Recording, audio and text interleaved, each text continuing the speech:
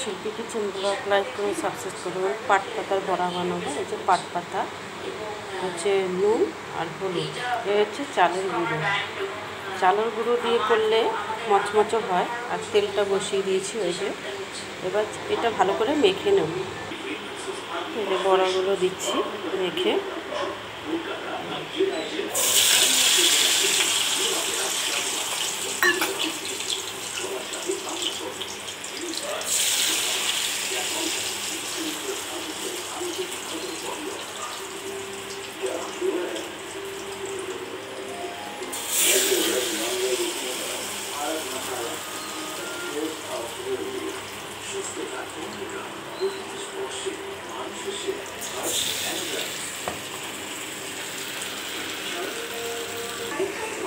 উল্টিয়ে দিচ্ছি।